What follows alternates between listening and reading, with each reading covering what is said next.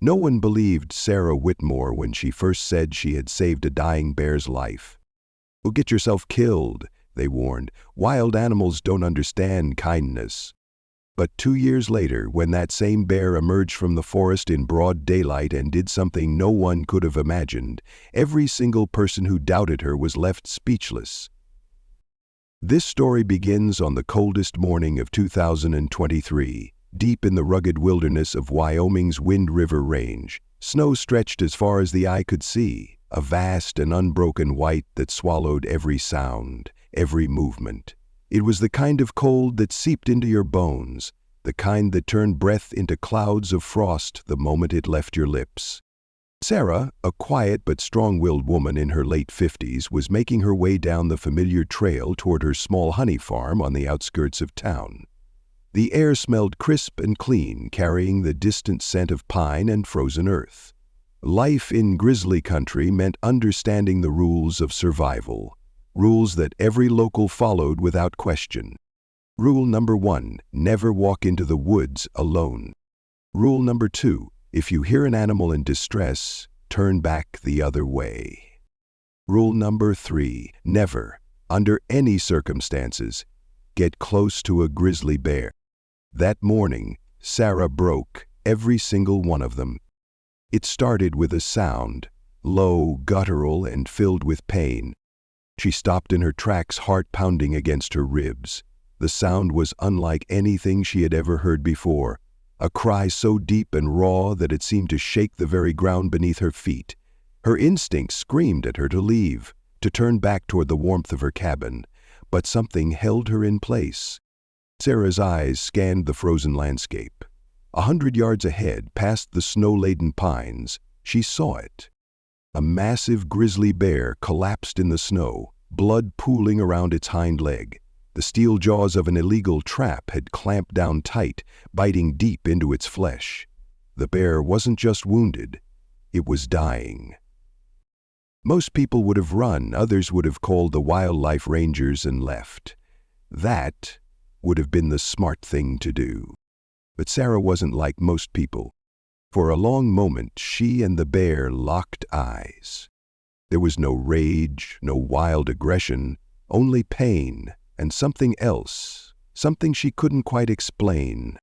What she did next went against every survival instinct, every warning she had ever been given about grizzlies.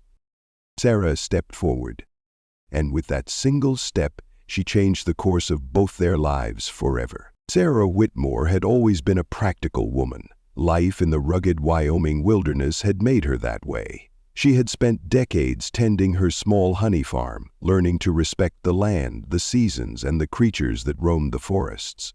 But standing there in the freezing cold, staring at the massive, wounded grizzly lying helpless in the snow, all of her practicality warred with something deeper, something instinctive.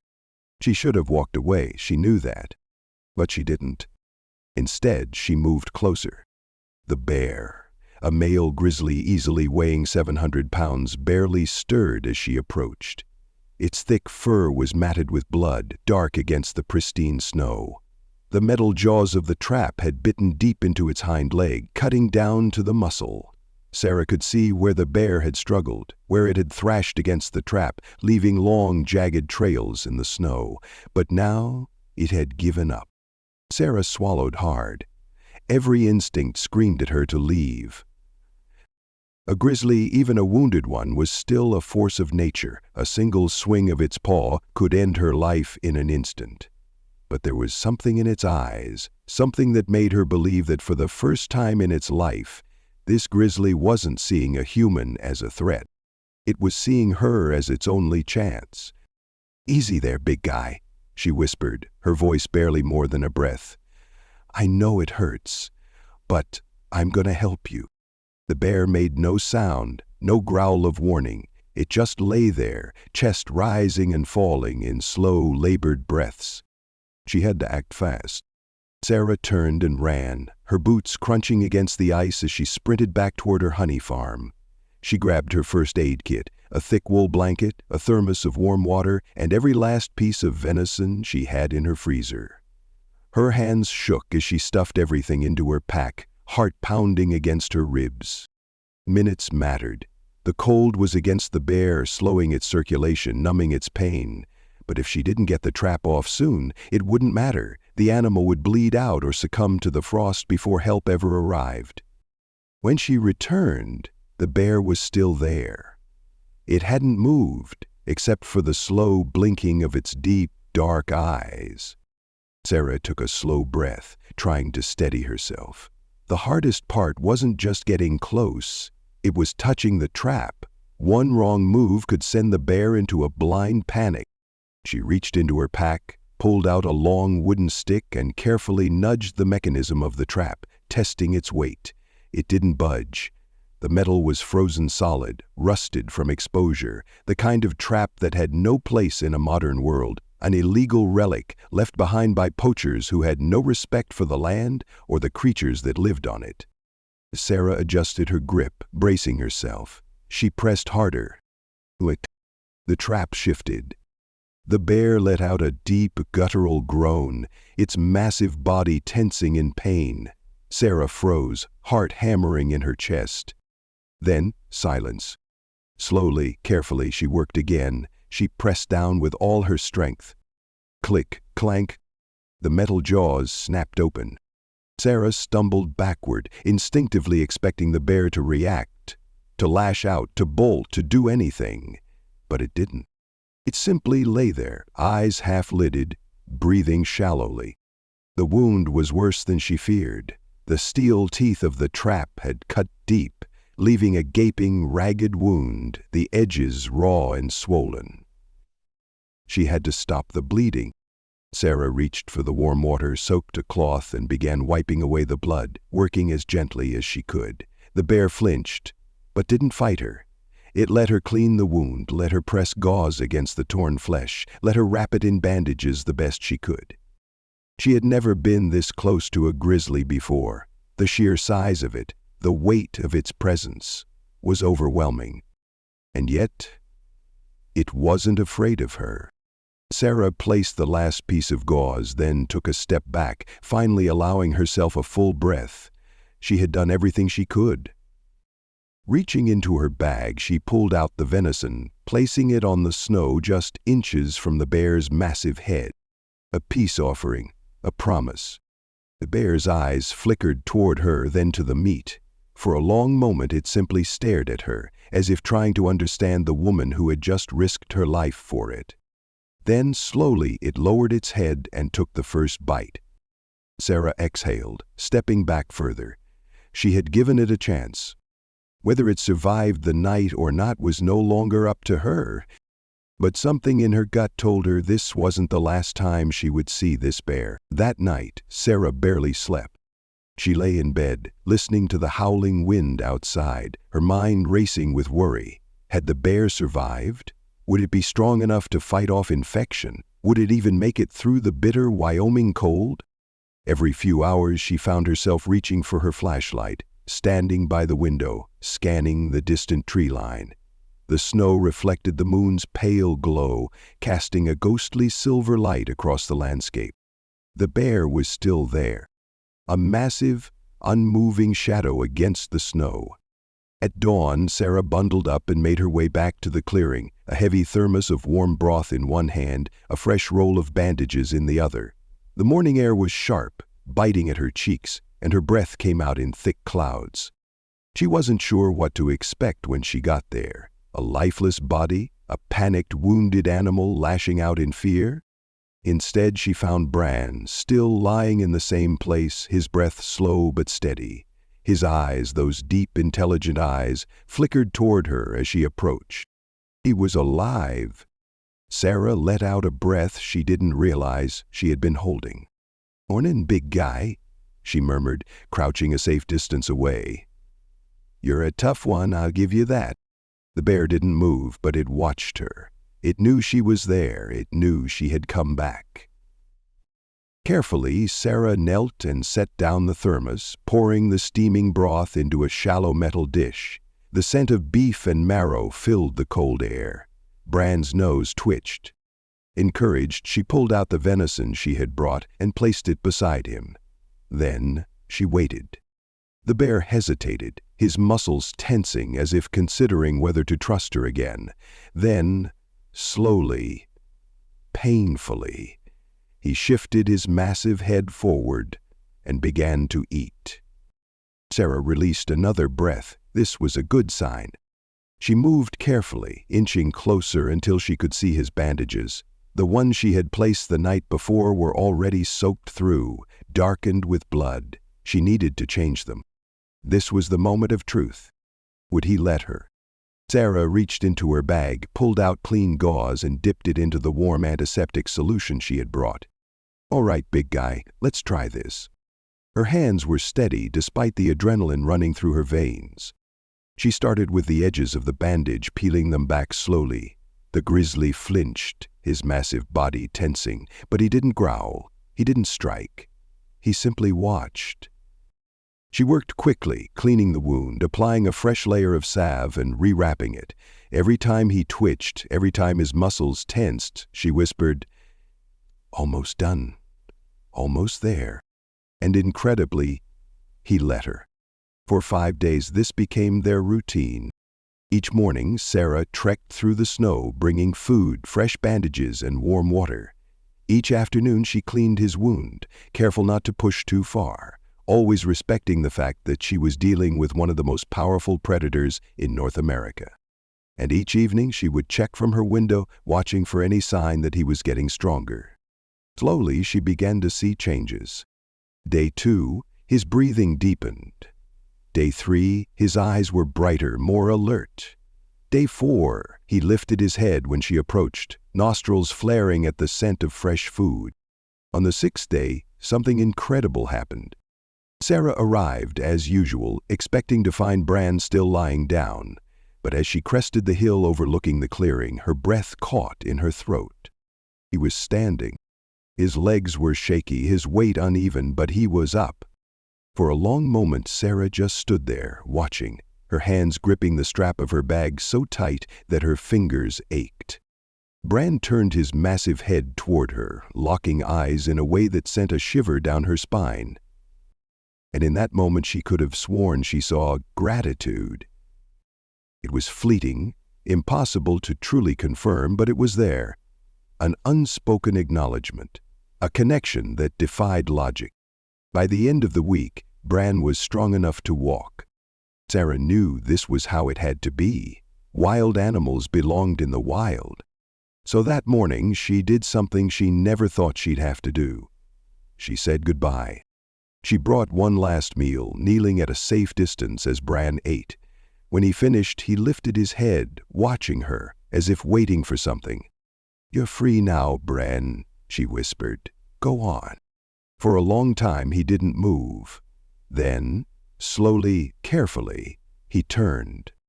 Sarah watched as he limped toward the trees, his massive form disappearing into the dense forest. Her chest felt tight, a mix of relief and something else, something unexplainable. She thought that was the end of it. She thought she would never see him again. But life has a way of surprising us.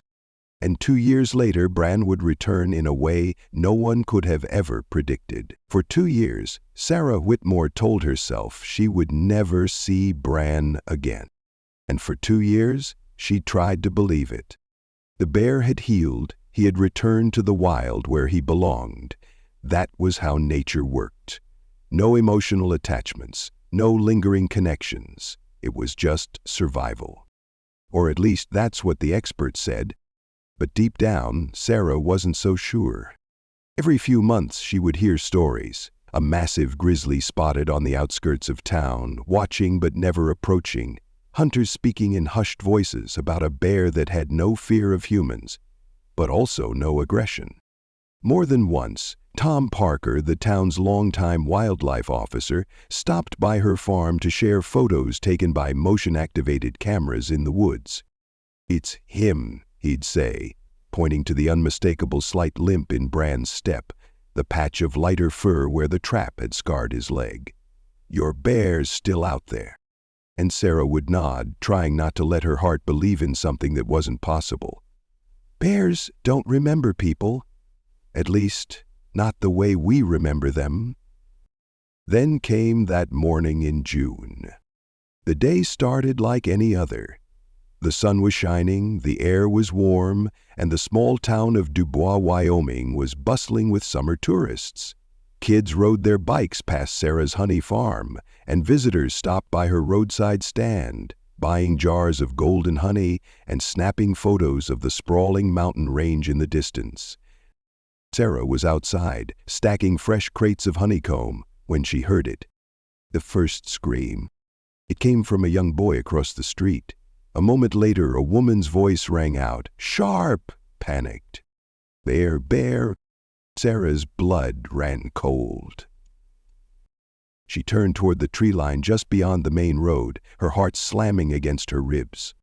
And there he was, Bran. But he wasn't alone. The grizzly was larger than she remembered, his thick coat sleek and golden in the morning sun. He moved slowly, deliberately, his massive paws making almost no sound as he padded onto the paved road. The town erupted into chaos. Tourists scrambled for their cars, store owners slammed their doors shut, someone shouted for Tom Parker, and she could already hear the distant sound of sirens from the local ranger station. "Sarah, get inside." The voice barely registered. She couldn't move, because Bran, this wild, untamed grizzly, was carrying something. And as he stepped closer, she saw what it was. A tiny, injured bear cub. A ripple of shock swept through the crowd. People gasped, some clutching their phones, already recording. Even the hardened hunters, the men who had spent their lives in the mountains, stood frozen, unable to believe what they were seeing. Bran wasn't attacking, he wasn't foraging for food. He had brought a wounded cub to her. The sight was so unnatural, so impossible, that Sarah felt the breath leave her lungs. Male grizzlies don't care for cubs. In the wild, they are more likely to kill them than protect them. And yet, here he was. Carefully, almost gently, Bran lowered the cub onto the pavement. The tiny creature let out a weak, pitiful whimper, its body trembling.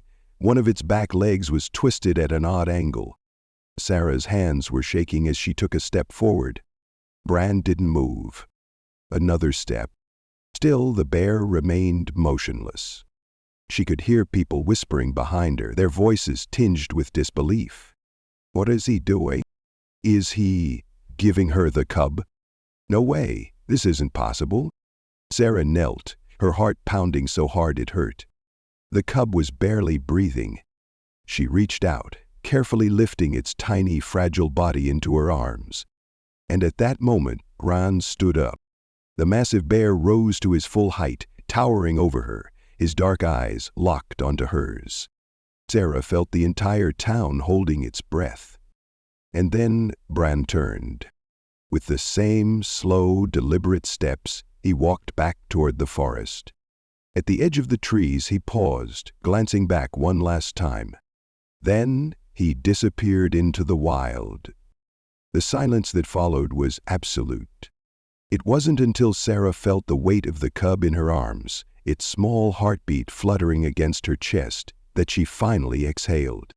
Around her, people were already calling wildlife rescue. Tom Parker was on his radio, his voice urgent. But Sarah barely heard any of it. Because no matter how many explanations the experts would give in the coming weeks, no matter how much science tried to rationalize what had just happened, she knew the truth. Bran had remembered. And in the most impossible way imaginable, he had returned her kindness. For what felt like an eternity, no one moved. Sarah knelt on the pavement, cradling the small, trembling cub in her arms, her breath shallow, her mind racing. Around her, the town remained frozen, people gripping their phones, cameras still rolling, faces pale with disbelief. Bran, the massive grizzly she had saved 2 years ago, had just done something that defied everything known about wild animals. He had brought her a wounded cub, and now he was gone. The only evidence of what had just happened was the tiny life in her arms and the stunned expressions of nearly 50 witnesses. A hand touched her shoulder, jolting her back to reality. Tom Parker, the town's wildlife officer, crouched beside her, his face a mix of shock and urgency. "Sarah, we need to get that cub inside." She nodded, barely registering the weight of the moment as she rose to her feet. The cub let out a weak, pitiful whimper. It was so small, so fragile. Its fur matted, its breathing uneven. One of its back legs was twisted badly. Sarah didn't hesitate. She turned and ran. Inside her farmhouse, she moved on instinct, her body remembering the same careful, methodical steps she had taken with Bran 2 years ago. She laid the cub down gently on a thick blanket, its tiny frame barely shifting the fabric. It shivered violently, eyes half-lidded with exhaustion. Too cold, too weak, too much pain. Sarah grabbed a towel and began rubbing warmth back into its body, her heart pounding as she took in the extent of its injuries. Deep scratches along its flank, a leg that had clearly been broken, signs of dehydration. Had Bran found it like this? Had he pulled it from danger? Had he somehow known it wouldn't survive without help? Sarah swallowed hard, pushing the questions aside. Now wasn't the time. She reached for her first aid kit, shaking as she worked. Tom stood behind her, still stunned into silence. Finally he spoke.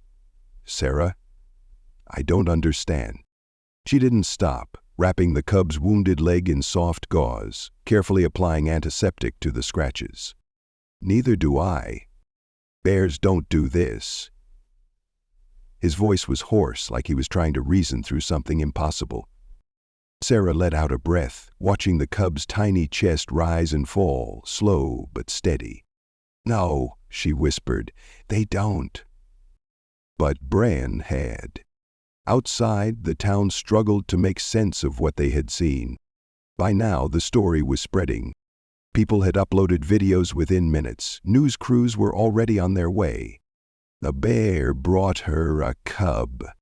It didn't attack. It trusted her. Just saw something that shouldn't be possible. For centuries, grizzlies had been feared, seen as powerful, unpredictable forces of nature.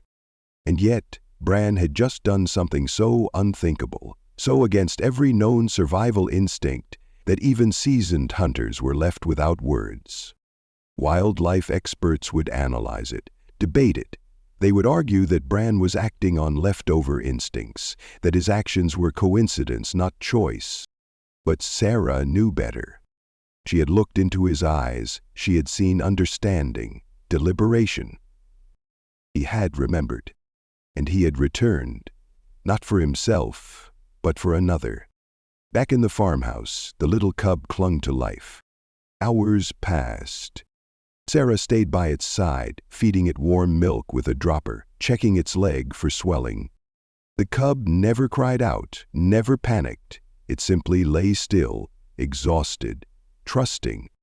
That night, as the world beyond her walls tried to rationalize the impossible, Sarah stayed awake, watching over the little bear that had somehow found its way into her care. And as the wind howled outside, she whispered, "You're safe now, little one." For the first time in hours, the cub let out a small, contented sigh. The world would never forget what had happened that day. By morning, Sarah's farm was surrounded by news vans, wildlife officials, and skeptics. Scientists arrived from across the country, scrambling for answers. But the people who had stood there, who had seen Bran walk out of the woods and place a helpless cub at Sarah's feet, they didn't need science to tell them what they already knew. Something had happened that day. Something bigger than survival, bigger than instinct. An act of trust, of memory, of gratitude. And for Sarah, as she looked down at the small bear curled up beside her, she understood one thing above all. This story wasn't over yet. By the time the sun rose over Dubois, Wyoming, the world had already heard the story. The video footage, dozens of them, from every angle, had spread across the internet like wildfire. News stations from New York to Los Angeles ran the headlines. Grizzly bear brings injured cub to woman who once saved him. Unbelievable act of animal memory stuns experts. Miracle in Wyoming, a wild bear's extraordinary return. Wildlife organizations, researchers, and reporters flooded the town, each one desperate to understand what had happened. But for those who had been there, those who had seen it with their own eyes, there was nothing to explain. Bran had remembered. And in a way no scientist, no biologist, no expert could rationalize. He had trusted Sarah again. The debate, science versus experience. Within days, the scientific community was ablaze with discussion. Some experts called it a rare case of learned behavior, arguing that Bran had simply associated Sarah with food and safety. Others insisted it was coincidence, not memory. But then came the counter-arguments. Why had Bran approached Sarah in broad daylight, in front of a town full of people? Why had he carried a helpless cub, a cub he had no reason to care for? Why had he not taken the food she had always given him, but instead left behind another life in need of help? No matter how many rational explanations they tried to apply, none could erase the fact that this was a wild animal, a grizzly bear, an apex predator, seeking out a human for reasons no one could quite define. And so the debate continued, spilling onto morning talk shows, wildlife documentaries, and opinion pieces in major newspapers. Sarah, meanwhile, stayed silent. She wasn't interested in the cameras, the interviews, the media frenzy. She wasn't concerned with debates over whether or not bears could truly remember acts of kindness. She had already seen the truth.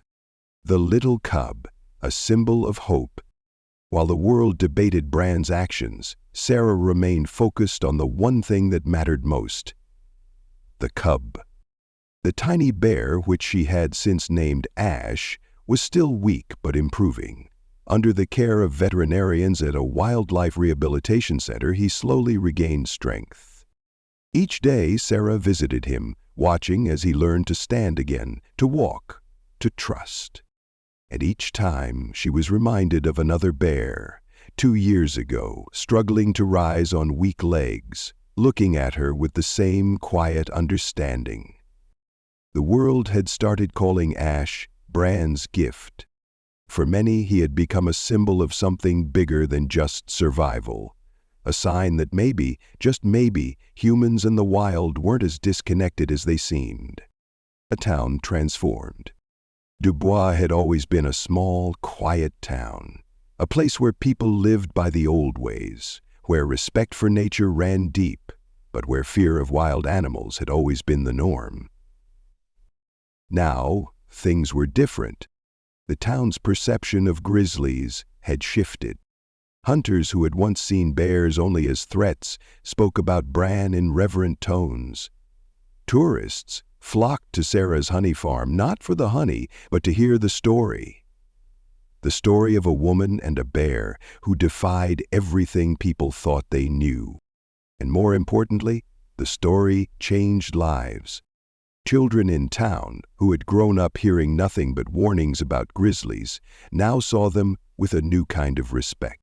Locals who had once dismissed Sarah as the crazy bear lady now stood by her, nodding as they told visitors, "Yeah, I was there, I saw it happen." Even those who had been skeptical at first, those who had scoffed at the idea of animal memory and trust, found themselves unable to forget what they had witnessed. Because some things go beyond logic, beyond explanation. And Bran's return was one of them, a lasting legacy. Months passed, the headlines faded, the news cameras left, but the impact remained. Sarah's story was told in books, in wildlife conservation efforts, in schools where teachers used it to teach children about the delicate balance between humans and nature. A small plaque was placed at the edge of town, where Bran had first emerged from the forest that day. It read, "Sometimes kindness is remembered in ways we never expect." And Sarah? She never went searching for Bran. She never tried to track him, to find proof that he was still out there. Because she already knew. Somewhere deep in the Wyoming wilderness, he was watching. Not because he needed anything, not because he owed her anything, but because some bonds, no matter how improbable, can never truly be broken. And if there was one thing Sarah had learned, it was this. Some stories don't need an explanation. They only need to be believed. Sarah Whitmore had never set out to make history. She hadn't expected to become the center of a story that would captivate the world. She hadn't planned on defying science, or changing the way people thought about grizzlies, or proving something no expert had ever dared to suggest, that a wild bear could remember, could trust, could return a kindness in ways beyond human understanding. But that's exactly what happened. And as the months passed, as the headlines faded, the lesson remained. A world changed by one extraordinary act. People from all over wrote to her. Letters came from as far as Alaska, Canada, and even Europe, from those who had seen the footage, read the articles, heard about Bran's return, and found themselves moved in ways they couldn't explain. A mother from California wrote that her son, once terrified of the outdoors, had started exploring the woods again. Because now he saw animals not as threats, but as beings with lives of their own. A retired park ranger in Montana admitted that after decades of believing that wild animals acted only on instinct, he had started questioning what he had been taught. A little girl from Texas sent a drawing of Bran and Sarah hand in hand with a simple note, "I want to be kind to animals too." Sarah had never sought recognition, and yet, somehow, her quiet act of compassion had rippled across the world. And she knew this wasn't just about Bran. This was about the choices we all make, the lesson Bran left behind. Sarah didn't believe in fate, but she did believe in moments. Moments where we have a choice to act with fear or with kindness. The morning she had found Bran bleeding in the snow, she could have walked away. Most people would have. But she hadn't. And 2 years later, Bran had made a choice too. He had risked stepping into a human town, risked everything he knew about survival, not for himself, but for another. Because, in the end, kindness isn't something that disappears. It lingers. It is remembered. It returns. A final goodbye, or perhaps not. Sarah never saw Bran again. Not up close, not the way she had that day in town when he had left behind a broken little life, trusting her to do what she had once done for him. But every now and then she'd hear whispers. A massive grizzly spotted just beyond the valley, watching from a distance. A bear with a slight limp, with a scar along his back leg. And on quiet nights, when the wind howled through the trees, she would stand outside her honey farm and look toward the forest. Not because she expected to see him, but because, deep in her heart, she already knew. Somewhere out there, Bran was watching, and he remembered, just as she always would, the final message. Sarah's story wasn't just about a bear and a woman. It was about something larger, deeper, about the power of a single act of compassion to echo far beyond what we can see or understand. It was a reminder that kindness, real, selfless kindness, is never wasted. Because sometimes, just when you least expect it, it finds its way back. And when it does, it changes everything. In a world that often feels harsh and unpredictable, Sarah's story reminds us of a simple yet profound truth: kindness is never forgotten. It's easy to believe that our small acts of compassion go unnoticed, that the good we do fades away, but just like Sarah's quiet decision to help a dying bear, the kindness we give has a way of coming back, sometimes in ways we never expect. This lesson isn't just about animals. It's about life. It's about how we treat people, how we choose to act when no one is watching, and how even the smallest gestures can leave lasting imprints. As we grow older, we may wonder if the kindness we've shown throughout our lives truly mattered, It does. The kindness we pass on to our families, to our communities, to strangers, doesn't just disappear. It lingers. It inspires.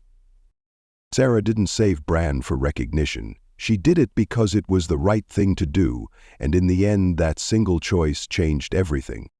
So today, and every day, remember this.